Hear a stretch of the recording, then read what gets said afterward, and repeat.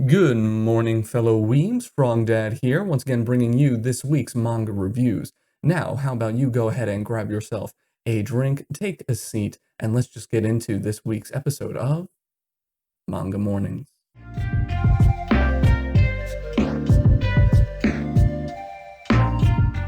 Normally, we would be starting off the show with a review of this week's chapter of One Piece. However, this week, Oda has been on break, so we have no new chapter, but given that he's been doing this for over 20 years and we're about to get the 1000th chapter of the series, I'd say we let the man take a break. I want to see the end of the series, so let's make sure he's not overworking, and maybe we'll have that 1000th chapter just in time for the holidays.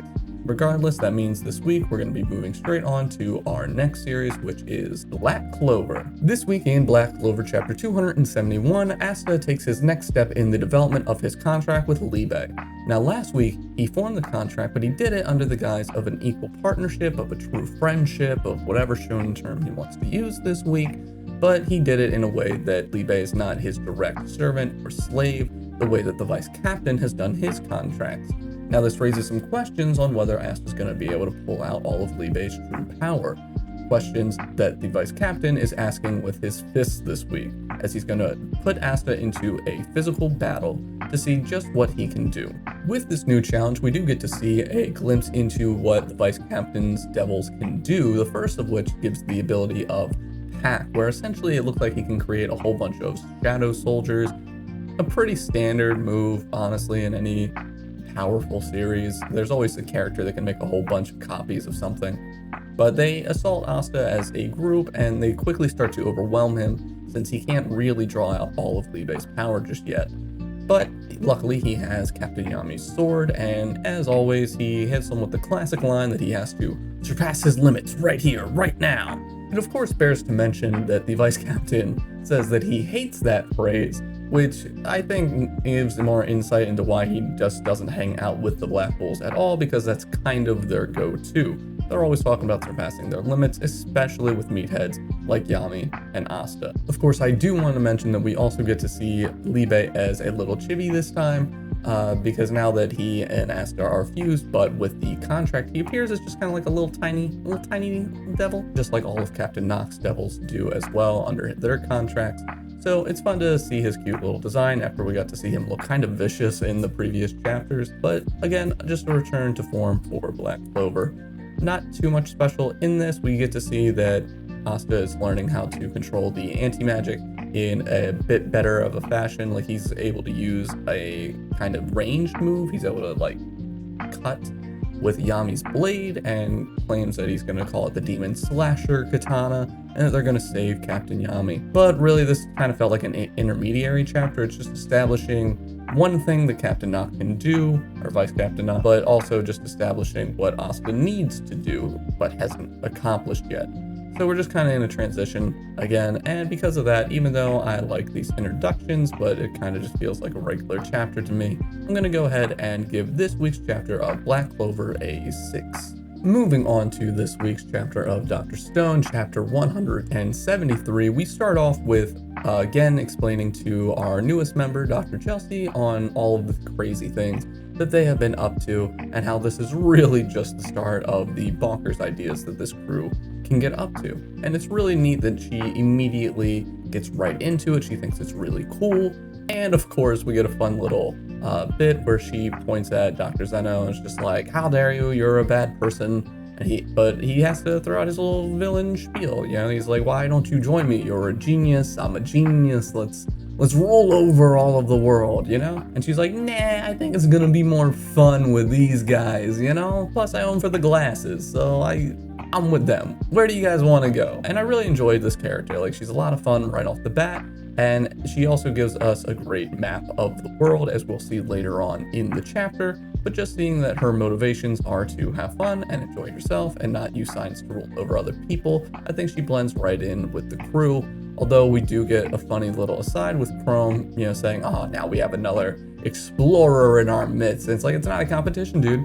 Plus, she's gonna be way better than you. She's a literal doctor and a genius. But all that aside, she's in the crew now, and they have to come up with their next material need for the now 6 motorcycles that they're going to have to procure to get across South America. But of course, the material that they need to procure is rubber. If they're going to have 6 motorcycles, then they're going to need tires for them. And as Senku points out, tires have been a great boon to humanity's travel abilities, because if you have a rubber tire, it can kind of go over most terrain pretty easily, and it's not going to wear and tear and break because it has all, well, the properties of rubber. We learned that the American crew was unable to find any, but they didn't have Dr. Chelsea in South America. So she knows that there's plenty of deposits and ways to get it in the area, and she can guide everyone to it. But that brings us to the challenge of getting it, and that's that they are still being chased by Stanley. Now that Stanley and the crew have Senku's old ship, they also have his old radar, which is a great boon, but only if they have someone to read it, which unfortunately they do. I mean, it's not too big of a surprise. They are going up against ex-military personnel. However, with this primitive radar, there's a chance they'll misread it. But Senku put in cross-section, so now there's no chance of that either. And with all of this in play, there's no way that our heroes are going to be able to shake the tail that is following them. So if they can't shake them and they can't hide from them, how are they going to escape? Well, the answer comes once again in our favorite new character, Dr. Chelsea. She, of course, spent over a year in the forest, desperate to have people come find her and rescue her. So she ended up trying to make big old kites that said help on them so that she could fly them in the sky. That's useless now, but it does make for a great makeshift sail. Dr. Zeno even mentions that this kite-like sail is very reminiscent of what people used to make when yacht racing. But because the size of their boat did not increase, this massively large kite sail is now going to provide them with a huge speed boost, to the point where now they are moving just as fast as the big fuel-powered boat behind them, which means this big race across the globe just got a lot more fair. However, this is going to lead to more issues when they have to go on land and collect resources and stop, and what if they run out of the wind in the direction that they need?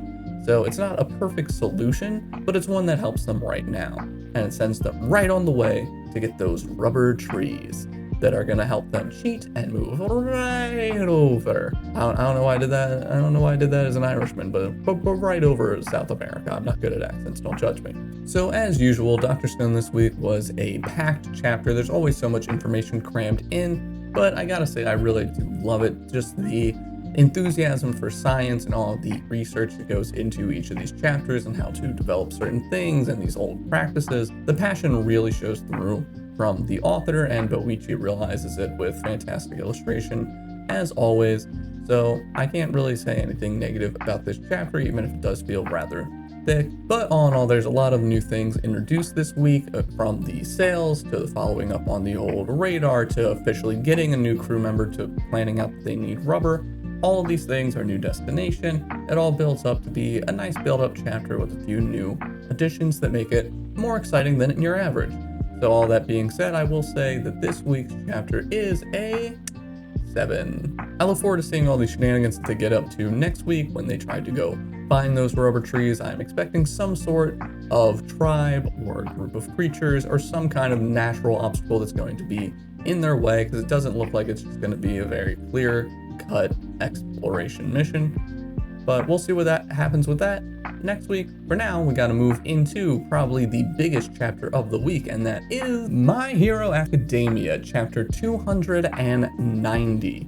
Now, this week's chapter is absolutely filled to the brim with long-time speculation, now finally turned into confirmation. But I'm getting ahead of myself. The chapter starts off with doctors rushing to a patient's room, trying to say to turn off the TV, that seeing what's airing is going to be bad for that patient, which makes you wonder, well, what could it be? Well, it's Todoroki's mom, and on the TV we see what appears to be Dabi's from the League of Villains, kind of slumped over and shirtless for, I believe, the first time, where we really get to see the extent of all the burns and just the dismemberment of his body. It's so disfigured from his skin just peeling away from the exposed heat of using his quirk over and over again. But while this is happening, we do get to see the continued assault onto Shigaraki. But what's really keen for me is that we're getting to see the dialogue from All for One inside of his head. and how he sees Shoto and Hato by their quirk names. So I think this is a really keen insight into the character, that he doesn't even remember what anyone's name is, he just remembers what quirks that they have, and even when talking about Shigaraki himself, he just says, oh, if we had this person's quirk, if we had this active here, then this would be beneficial here. And so all these things unfold, and they unleash their assault just in time for Giganto Machia to show up and just smack the shit out of all of them. We get a fun little panel where we get to see that Bakugo is still alive and he is actually conscious, and of course he's looking to achieve absolute victory as always, but Ida, being the good boy that he is, he makes sure that he is going to stay calm and stay out of the fight because he's taken far too much damage at this point in time. And while Ida and Bakugo are having this small little exchange, we do see that the weight of this full encounter is really settling onto Endeavor's shoulders, where he sees himself as the top hero. This is like the make or break moment. He is absolutely devastated. He has one of his lungs collapsed. He's really taken a beating. But he's like, this is it. I've got to do this. This is the weight of being the top hero. And it's just as he's mustering up his strength and courage to continue. But this is where the chapter really kicks into overdrive, because as Dabi walks out, Endeavor is like, oh great, now Dabi's here. We got to deal with this whole league shit. And Dabi's just like, ooh, that hurts. Is that any way to really address me? I mean, I've got a name. It's a great name. I really recommend that you use it. And he pours out some water onto his head that washes away what I'm assuming at this point is hair dye. Maybe it's soot or something from his quirk. But anyways, it reveals his black hair turned to white. And he says that his name is Toya. Toya, of course, being the eldest child of the Todoroki family, which for a while now has been assumed that they were dead. They've been gone out of the picture. So I forget if it's exactly that they assume that he is dead or just missing, but he's been, MIA for a long time. And to show up like this and that no one even recognized him, he starts to mock them. He's like, I know I look a little different now, but I expected at least my own kin would recognize me. Come on. I mean, look at the powers, look at my face, just because I dyed my hair. And he's really just, digging into him. And while he's doing this in person, he explains to them that he has a video being broadcasted across the nation explaining his backstory to everyone. And this is where we get to see that hospital again, where their mother is seeing what has become of him. He says that he's killed at least 30 people in cold blood, and he says that he's going to explain exactly what drove him to commit these horrific actions. And as he starts to unfold the reasoning behind it, it appears that the whole reason is Endeavor. And so not only is he going to assault him physically and try to hurt him here and now, he is also simultaneously destroying his reputation by just being honest, just to show the horrific home life that Endeavor forced upon these children, that they were only to be projects and that all the ones that were failures he kind of just threw away. Now, we've been seeing for a while that the author has been trying to redeem Endeavor a little bit, that Endeavor's been trying to redeem himself, bring the family together, but there's a lot of wounds there that just can't be healed very quickly. And the biggest of all has always been the eldest child, Toya.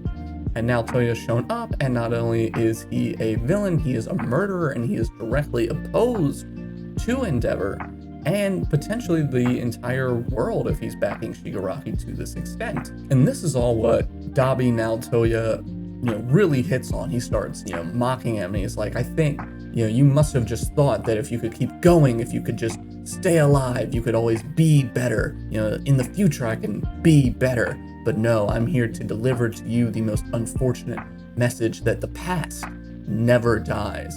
And then he calls him out in kind of the classic angry kid way, where he calls his parent by their name. He's like, Enji Todoroki, here, have a dance with your son in hell. And it's just like, ooh, I know you were an edgelord, but it's a little much. But it's very impactful, because not only are we seeing Endeavor's reaction to this, we're also seeing Shoto's, where he has had his own conflicted past with Endeavor and is conflicted present with him as well. But he is the child that, out of everyone, was kind of treated the best, which is hard to say, but he was the one that Endeavor wanted to create. So he, wasn't completely destroyed in their training. He was pushed, undeniably, and we saw what all that did to his mother and what his mother did to him, but clearly Toya went through much worse.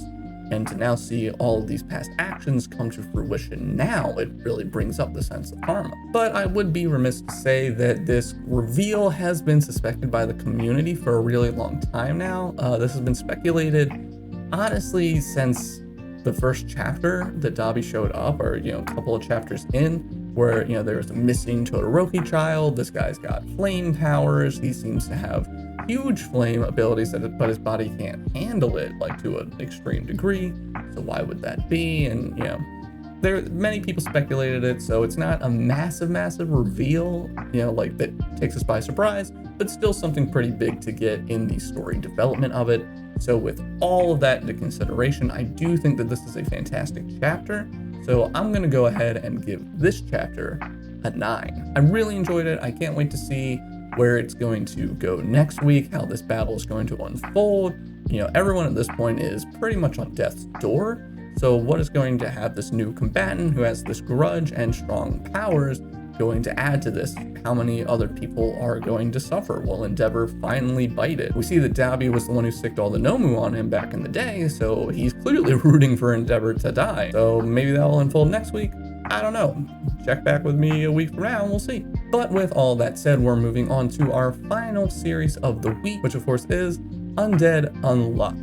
Now this week we continue our meeting with the famed author as he begins to explain more and more about what's about to unfold to our two heroes. They begin to explain that the Uma of Autumn is going to attack them and that they really shouldn't fight them right now because they're not nearly strong enough, and they're going to have to undergo a training arc before they're going to be able to beat them. But this training arc isn't just going to be about figuring out more of their own rules and their own powers. It's going to be about learning how to surpass them and to grow as people, and how that's going to affect their abilities in the future. Again, this story has a lot of unique rules to it, so the typical battle formulas aren't really going to work here. And in no place is that better shown than when the author cuts off their own arm and then is able to draw one of Andy's arms that apparently also holds his powers in it, and then he's able to unleash an attack of Andy's, but in a stronger version that is actually able to inflict damage upon the Uma, whereas Andy earlier could not. So this even raises further questions on this author. Who are they? What exactly are their powers? I mean, they're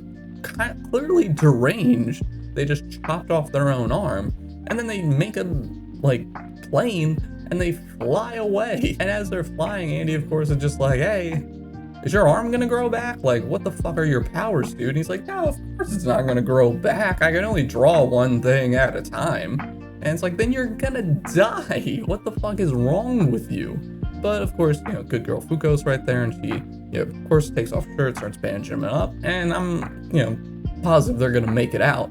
But clearly this person is insane. But they also clearly know so much more than we do about everything. Most importantly, of everything that they potentially know that we don't, is he gives the speech that there's no sense in a negator being bound by rules at all. So we see that perhaps they were a negator at one point, but have learned how to use their ability to break through certain ceilings and certain rules to allow them to absorb other abilities, or some kind of ability, something like that. I have no idea. I can't even begin to speculate on what people might be able to do in this series because all the powers are so uniquely written. But he, through explaining this, shows that there are going to be parts of these abilities that these characters can unlock later on that are going to completely change the way they're able to move forward. And perhaps once they do that, they'll be able to come back and they'll actually be able to beat the Uma of Autumn, who is just looking for a good story, which, I mean, aren't we all? Isn't that why we're reading this in the first place?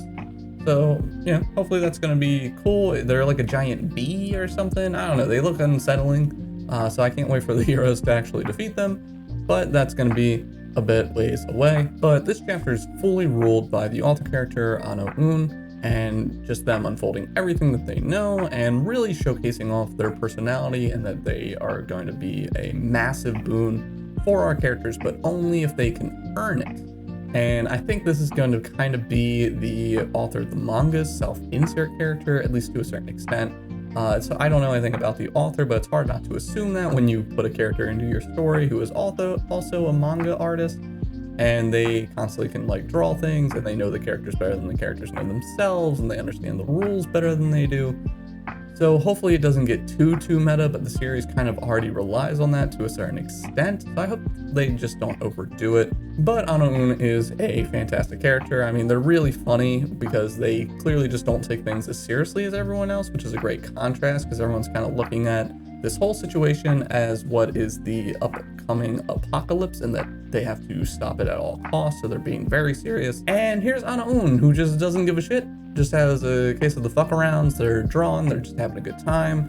And, you know, they're even in the plane at the end, they're like bleeding out and they're like, don't you want to fix your arm? And he's like, yeah, I can draw manga without it. And it's just like, dude, like, unless you have an ability to just straight up regrow that shit, like, this was a terrible plan. Why didn't you draw like a bazooka or something instead of drawing one of Andy's arms? But, you know, all that aside, he even just says straight up that he's going to start off the character's training arcs, which, again, you could say it's super meta, but he's also a manga author, so he would use that terminology, even though he's a character in a series, so it's all a little messy, but he's a lot of fun. And I think this chapter brought in a lot of really great revelations to the series and expanded upon the power set and how negators are always looking at rules, but they shouldn't be bound by them and all of that. So if I'm going to rate this chapter, which that's the whole point of the series, I'm going to go ahead and give it an 8 because I really do think it was a great chapter and it really expanded upon the series as a whole, which this early on in a series' run is quite interesting to do. But that does it for this week's episode of Manga Mornings. I've been your host, Frog Dad, and as always, I would like to pitch a question to you. Which chapter this week was your favorite? Was my rating off? Was there something I missed? Whatever it is, go ahead and comment below. Let me know. And while you're down there, if you could do me and the channel a favor and drop a like, I would greatly appreciate it. It really helps out. But with all that being said, if you liked the show and you would like to see more, perhaps next week, and you want to be reminded when it comes out, then the best way to do that is to go ahead and subscribe and make sure you ring that little bell, because that's going to send you a notification to let you know when I post. Now, if you would like more direct updates on me and everything that's going on behind the scenes, you of course can go ahead and follow me on Twitter. That's going to be the fastest way to get updates. I post there usually daily, and especially this week, if you noticed anything was a little off, you know, the big news is that me and my household, we have gotten COVID, so we're dealing with that right now. So far I'm doing all right, but if things seem off or there's a little delay in getting new episodes or new shows or anything like that out, that's the reason. You can find all updates for that and everything going on over on my Twitter. Now, I also am, of course, still streaming over on Twitch, but due to the aforementioned COVID and now people having to work from home, I have switched from doing my streams in the afternoon to now doing them in the evening around 10 p.m., but still the same days, Tuesdays and Thursdays.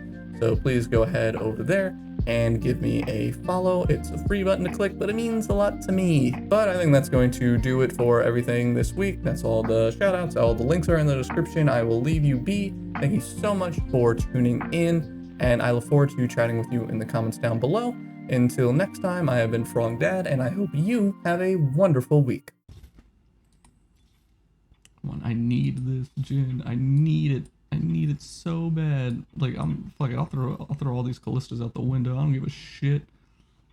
Give me my goddamn Jin. I'll throw him on him. He needs it better.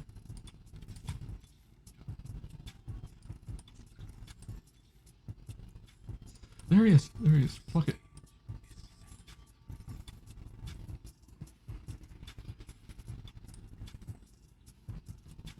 Alright.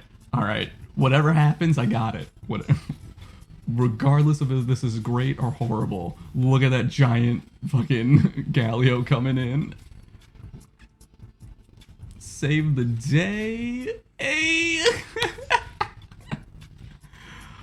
Oh man, that Katarina had me worried in the end.